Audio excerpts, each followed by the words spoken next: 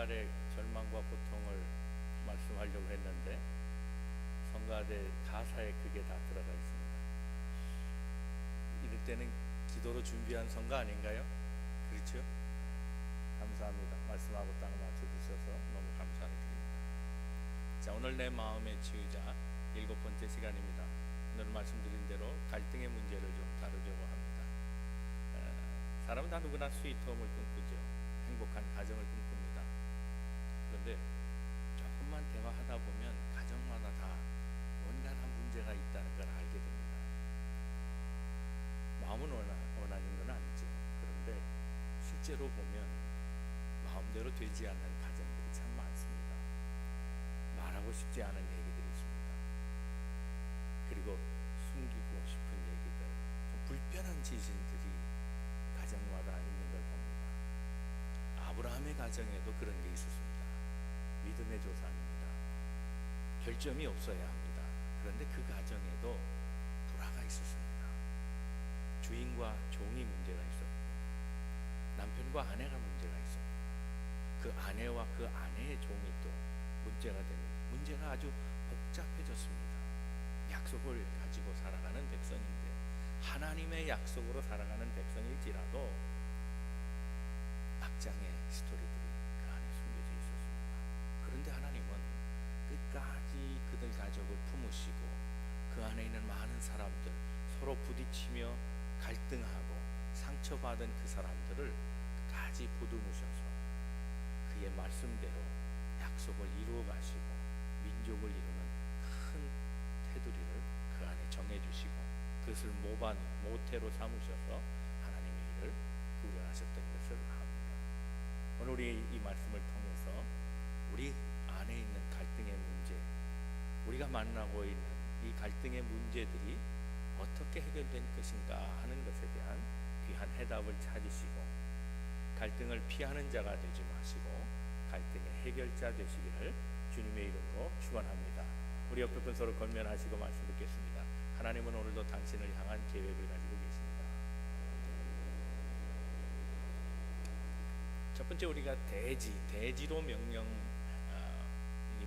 삼고 지켜야 될 것이 있습니다.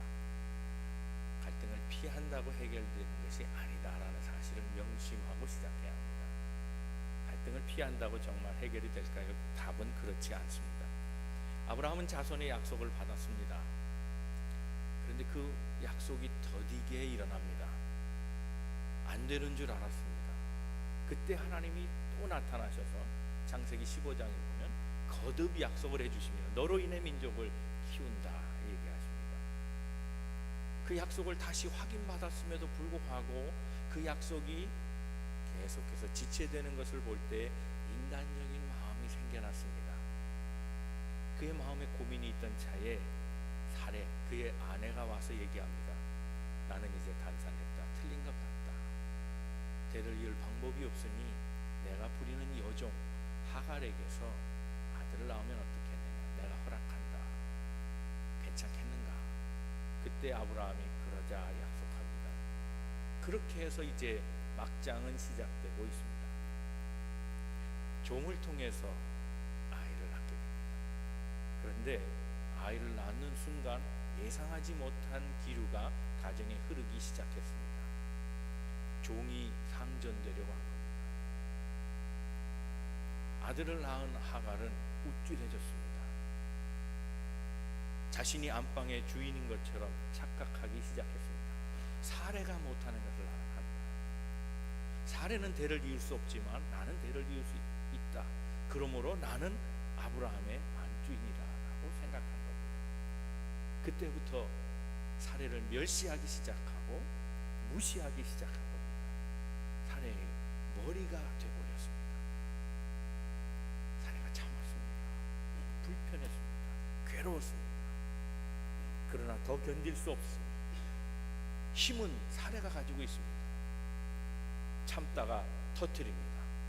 학대하기 시작했다. 그렇게 성경은 얘기합니다. 6절 말씀입니다. 6절 말씀 같이 읽어봅니다. 시작.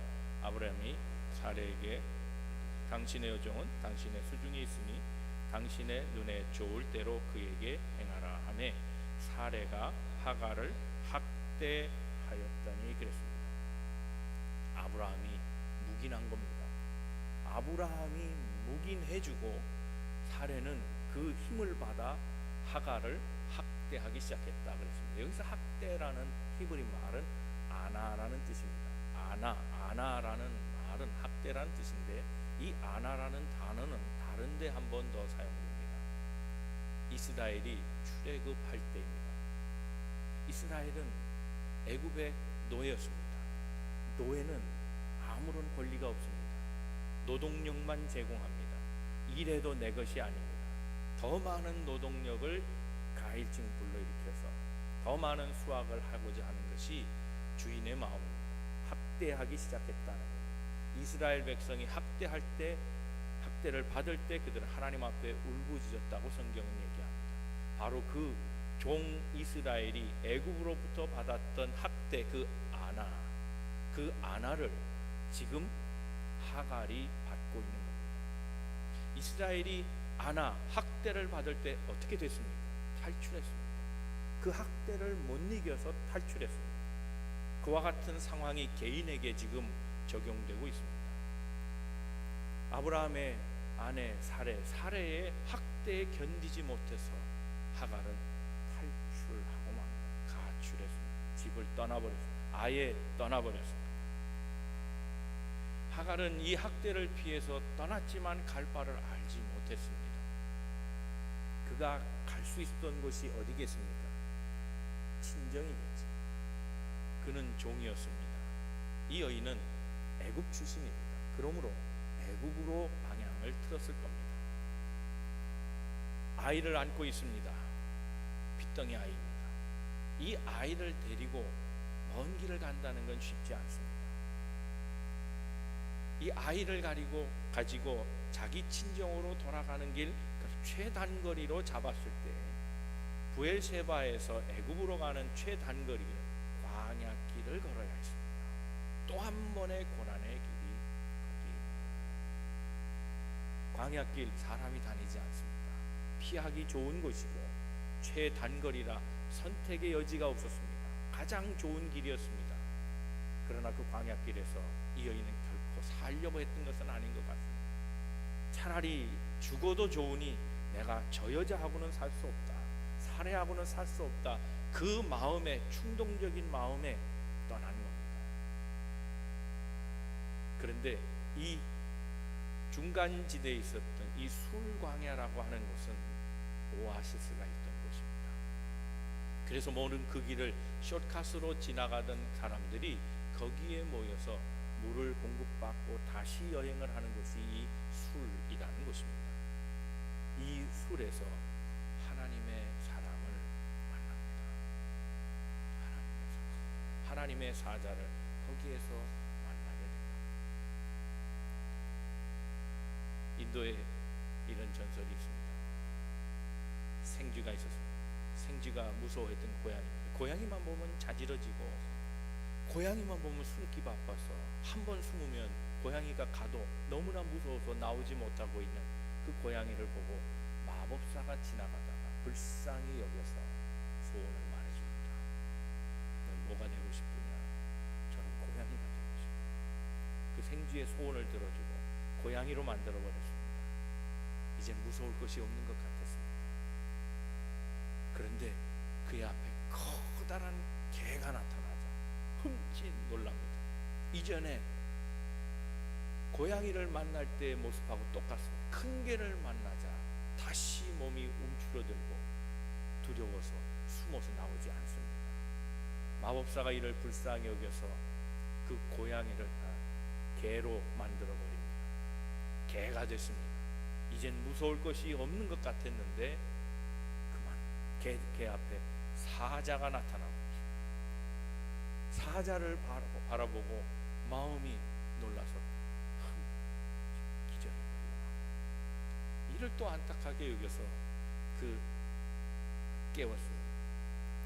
사자를 만들어줘 가장 무서워하는 자 사자가 되게 한 겁니다. 이제 더 이상 무서워할 것이 없을 것 같았는데 사자로 변한 순간 갑자기 들리는 소리 총소리였습니다. 빵 하고 사자를 향해서 겨누는 총소리를 듣고 깜짝 놀라고 혼비백산합니다. 세상에서 제일 무서운 것은 인간이구나, 사냥꾼이구나, 그렇게 생각했습니다. 그때 이 마법사가 이 생쥐에게 이렇게 얘기합니다. 내 마음을 바꾸지 않는 한 너의 문제는 고쳐지지 않아. 네가 생쥐의 마음을 갖고 살아가는 한 모양은 고양이여도 생쥐의 마음으로 살고, 모양은 개여도 생쥐의 마음으로 살고, 모양은 사자 어떤 것이 되어도 너는 생쥐의 마음을 바꾸지 않는 한 네 인생은 달라지지 않는다. 교훈을 주었다는 겁니다. 장소를 피한다고 문제가 해결되는 것은 아닙니다. 주변의 환경을 탓하고 상황, 사람, 이유를 대도 그것은 정답은 아닙니다. 마음을 바꿔야 합니다. 그가 장소를 이동했지만 이제 하나님은 거기까지 추적하셔서 그를 만나주십니다. 사랑하는 성도 여러분, 다 문제를 만나죠. 문제를 피한다고 문제가 해결되는 건 아니잖아요. 문제는 그대로 있잖아요. 다만 내가 그 자리를 피했을 뿐 아니에요. 사랑하는 우리 모든 성도들은 문제를 만날 때 피하지 말고 도울 분이 계신 것을 기억하고 하나님 앞에 기도하며 해결하시고 그 문제를 풀 수 있는 능력자들로 서시기를 주님의 이름으로 축원합니다. 두 번째 생각할 것은 갈등의 문제를 하나님과 상의하라는 겁니다. 누구나 인생을 살아가면서 하갈처럼 피하고 싶은 때가 있습니다. 그리고 피합니다. 그런데 삶은 피한다고 되는 것은 없습니다. 도망하면 하나님이 나를 찾지 못할 것 같지만 그렇지 않습니다. 하나님은 거기까지 찾아오십니다. 시편 139편 7절 이하에는 이런 우리의 생각을 깨는 하나님의 말씀이 있습니다. 내가 주의 영을 떠나 어디로 가겠느냐? 높은 하늘로 가도 피할 수 없고 사막에 자리를 깔고 누워도 피할 수 없다고 얘기합니다. 날개가 있어서 멀리 바다 끝에까지 사람들의 눈을 피해서 먼 끝에까지 도망가도 하나님 거기를 추적하고 오셔서 나를 찾아오시는 분이에요. 애굽을 바라보고 하갈은 떠났지만 그 끝은 결국 하나님이었습니다.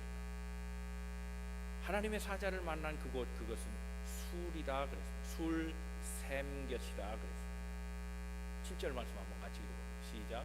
여호와의 사자가 광야의 샘물고 술길 샘 곁에서 그를 만나. 이 술이라는 말 그리고 샘이라는 말, 여기 의미가 있습니다. 술의 의미는 조금 이따 다시 설명을 드리기로 하고, 샘이라는 말을 히브리 말로 하면 아인이라 이렇게 말합니다. 아인이라는 말은 지켜보는 눈이 있다, 그런 얘기입니다. 지켜보는 눈.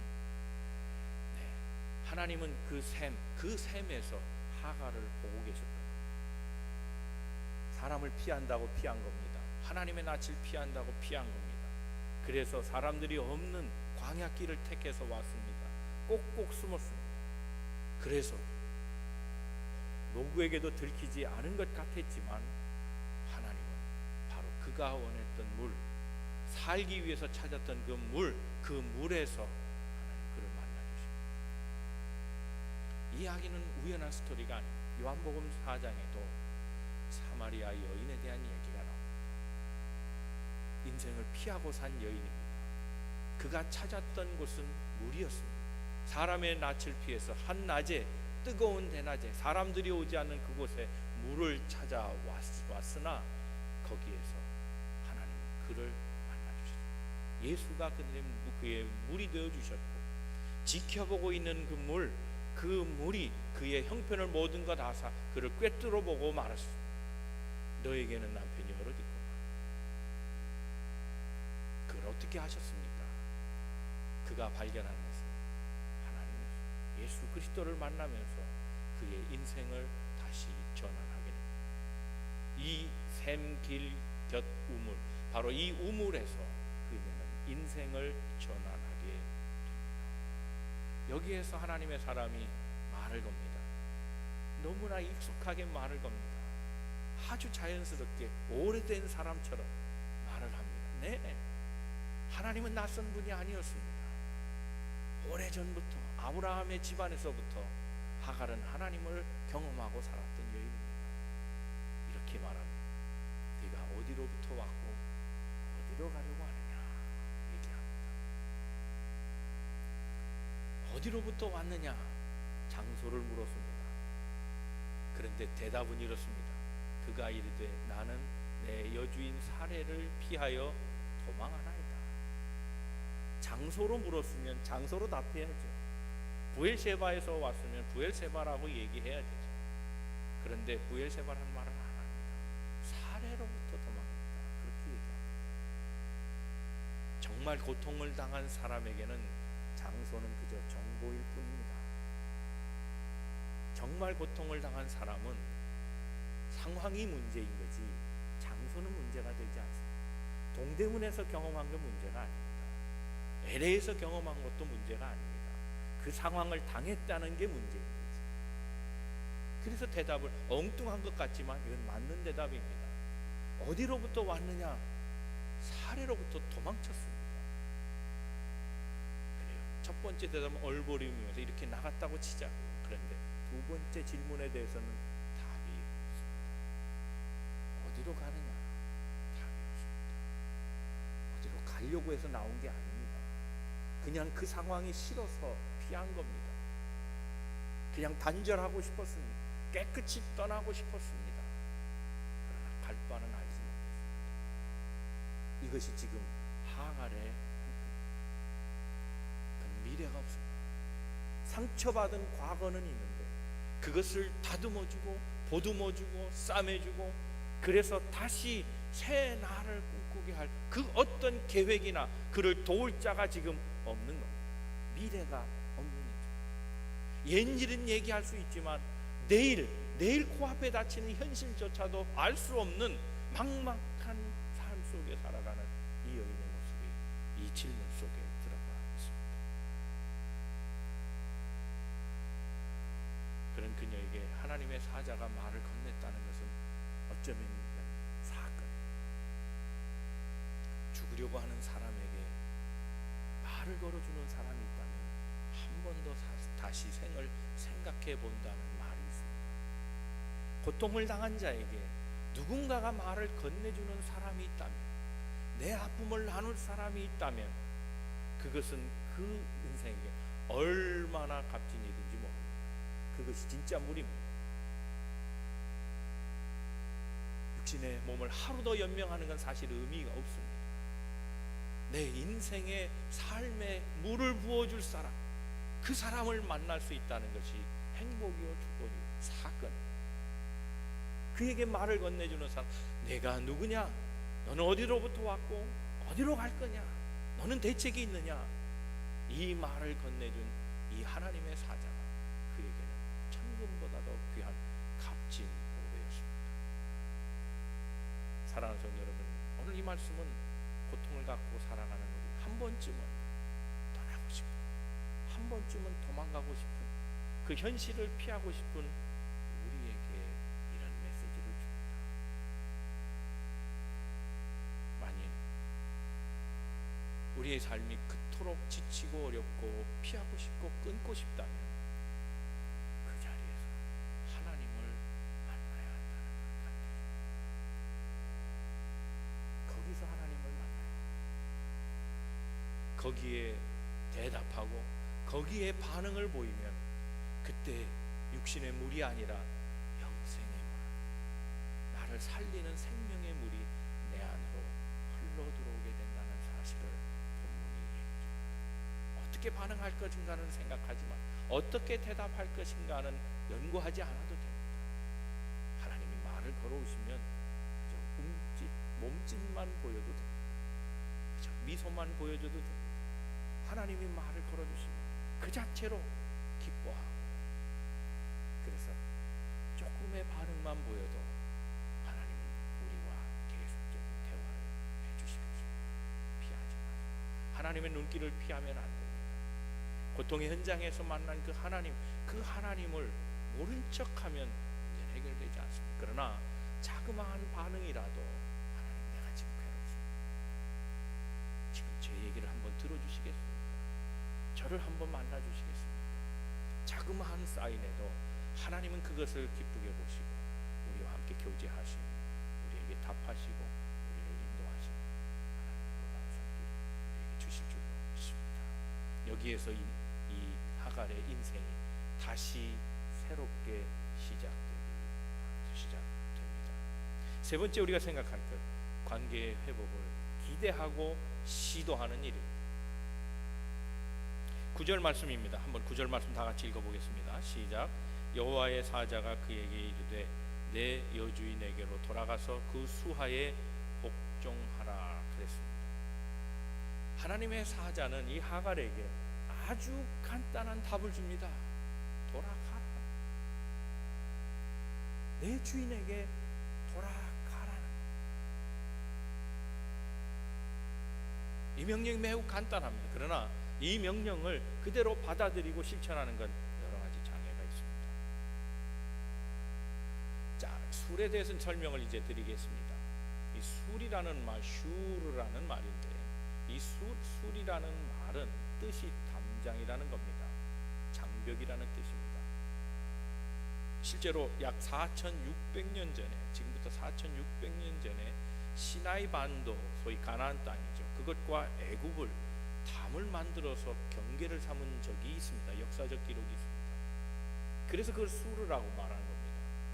그러니까 그 술 광야를 기점으로 해서 북쪽은 가나안 땅이고 남쪽은 이집트 땅이 되는 겁니다. 영적인 의미로 설명하면 그 북쪽은 약속의 땅이고 이 아래쪽 애굽은 약속이 없는 땅입니다. 하나님이 보호하는 땅이 아니고 하나님의 축복의 땅이 아니라는 겁니다. 약속의 땅, 축복의 땅입니다. 여기에서 하나님이 지금 명령하시는 겁니다. 이걸 넘어가지 말라는 겁니다. 돌아가라는. 넘어가면 축복의 땅을 벗어나면 너 인생 내가 보장할 수 없다는 겁니다. 그러나 돌아가면 내가 너를 지켜주겠다는 겁니다. 더 이상 선을 넘지 말라는 겁니다. 내 도망하는 자리 그곳에서 돌이켜서 내 주인에게로 가라는 겁니다.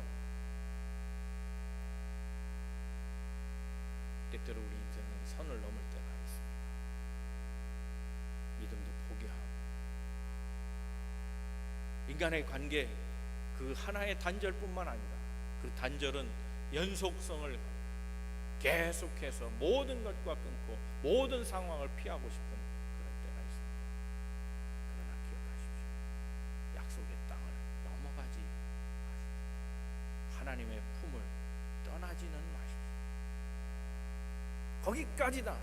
이제는 돌아설 때가 됐다. 내 방황을 끝낼 때가 됐다고 하나님은 권고하시는 말씀입니다. 때때로 우리는 담을 넘어가고 싶을 때가 있습니다. 그 땅을 우리는 보암직한 곳이다, 먹음직한 곳이라고 설명할 수는 있습니다. 그러나 그 보암직스럽고 먹음직스러운 것은 먹으면 안 되는 것이었습니다. 넘어가고 싶은 그 담장, 그것은 넘어가면 안 되는 겁니다. 넘어가지 않는 것이 정답입니다. 하갈의 입장에서 보면 다시 돌아가는 것은 엄청난 결단이 필요합니다. 왜냐하면 또다시 학대를 경험해야 된다는 사실, 더 나아가서 어쩌면 살해에게 죽임을 당할 수도 있습니다. 그것까지도 각오하고 가야 합니다. 그러나 한번 생각해 보십시오. 이 문제를 일으킨 사람들을 보십시오. 다 막장의 스토리입니다. 아브라함은 약속을 잊었습니다. 막장의 시작은 거기서부터 시작된 겁니다. 하레는 인간적인 생각을 했습니다. 단산했습니다. 이제 하나님의 약속은 나에게 이루어지지 않는다는 불신을 보였습니다. 이것이 막장의 스토리입니다. 그렇다고 하갈이 잘했나요? 아닙니다. 메소포타미아 법에는 이런 법이 있습니다. 종이 아들을 낳을 경우에 아내가 될 수 있다는 법이 있습니다. 그러나 아내가 되더라도 서열은 바뀌지 않습니다. 아들을 가진 아내일지라도 첫 부인은 되지 않습니다. 종은 종이기 때문에 그렇습니다. 신분은 높여질 수는 있지만 서열상의 변화는 없다는 겁니다. 이 룰을 하갈이 깬 겁니다. 아예 머리가 되려고 했습니다. 이참에 안방을 차지하자고 생각했습니다. 욕심입니다. 탐욕이었고 교만이었습니다. 이걸 고치지 않고 도망가는 한 그 인생은 교만과 탐욕 속에 살아가는, 약속의 땅을 넘어가는 순간 그 탐욕과 욕심으로 죽을 수밖에 없는 인생이라는 것, 성경 가르쳐. 돌아와 그것을 고치라는 겁니다. 사례에게 복종하라 이 말은, 수종하라 이 말은 그것을 고치고 아내가 되되 이제 질서에 따라 살아가는 겁니다. 하갈은 이걸 고쳐야 했습니다. 그의 못된 마음, 욕심에 찬 마음, 그래서 머리가 되려는 마음, 그 마음을 고치지 않으면 약속의 주인공이 되지 않습니다. 결과적으로 하갈이 돌아갑니다. 그 말은 뭡니까? 그렇게 하겠다는 겁니다. 내 잘못을 고치고 사례에게 용서를 구하고 사례 아래에서 종으로 살되 하나님의 약속을 믿고 가겠다는 겁니다. 이 결단이 그를 키웠습니다. 우리가 9절까지 읽었습니다만 10절의 말씀 보면 이스마엘을 통해 민족의 씨가 크게 될 것을 하나님께서 얘기해주고 있습니다. 그렇게 됐습니다. 하갈이 돌아가서 인생을 어떻게 새롭게 했다, 큰 업적을 나누어 만들었다라는 기록은 없습니다. 아마 하갈은 묵묵히 견디는 삶을 살아야 했습니다. 분명히 그렇습니다. 그럼에도 불구하고 그가 그 고난을 참고 계속 견디어 나가는 순간 그의 자식을 통한 민족의 번성도 동시에 이루어졌다는 사실, 만약 하갈이 그것을 견뎌내지 않았다면 그 약속은 이루어지지 않았을 것입니다. 사랑하는 성도 여러분, 우리가 맞닥뜨려진 갈등의 문제들이 때로 우리는 그것을 피해오지는 않았습니다. 피한다고 될 문제가, 우린 때때로 착각하기 쉬운 것은 우리 늘 피해자라고 생각합니다. 원인은 다 남에게 있고 나는 잘했는데 누가 나를 힘들게 했고 누가 나를 괴롭혔고 누구 때문에 나는 괴로워한다고 얘기합니다. 그러나 때때로 우리는 가해자일 때가 많습니다. 피해자이기도 하지만 가해자입니다. 때때로 우리는 의인인 것으로 보이지만 때때로 죄인일 때가 있습니다. 피하지 마시고, 문제를 피하지 마시고, 그 문제를 내게 주셨을 때는 나를 살펴보라는 하나님의 사인입니다. 하갈은 그것을 살펴줄 자를 만나지 못했습니다. 그래서 마냥 서러웠습니다. 그녀에게도 잘못이 있었음에도 불구하고 다 모든 일은 사례 때문이라고 생각했습니다. 그러나 이제 하나님이 알게 하신 겁니다. 너의 잘못을 고치고 돌아가라. 고난을 만날 때 우리 안에 있는 죄성을 살펴보는 기회를 삼아라. 그리고 그것을 해결하고 극복하고 하나님의 약속을 신실하게 믿고 참고 견디면 하나님께서 그 문제를 해결해 주실 뿐만 아니라 그 문제 해결과 동시에 하나님의 귀한 우리에게 주신 약속, 그 축복의 역사들을 이루어 가신다는 사실입니다. 갈등도 중요합니다. 우리에게 필요한 것입니다. 그것을 피하는 한 축복도 없다는 사실을 기억하고 갈등의 문제 하나님 앞에 내어 맡기고 믿음으로 하나님께 구하며 갈등의 능력, 그 해결할 능력을 받는 우리 모든 성도들 되시기를 바랍니다. 이제 말씀을 정리합니다. 현실을 도피한다고 문제가 해결된 것은 아닙니다. 도망한다고 했지만 하나님의 눈, 그것에서 벗어날 수 없었습니다. 아무리 급해도 선은 넘지 마십시오. 담장을 넘어가지 마십시오. 축복의 선을 넘어가면 하면 많습니다. 거기까지 돌아가야, 나를 넘어뜨린 장소로 돌아가야, 실패한 현장으로 돌아가야, 거기서 다시 세워야 합니다. 때로 긴 시간이 필요할지 모릅니다. 그러나 묵묵히 참고 견디고 하나님의 약속은 주인에게만이 아니라 종에게도 이루어진다는 사실을 기억하고 하나님의 약속 그 성취를 위해서 믿음의 현장을 만들어가는, 은혜의 현장을 만들어가는 갈등을 딛고서 축복의 삶으로 만들어가는 우리 모든 성도들 다 되시기를 주님의 이름으로 축원합니다. 기도하겠습니다.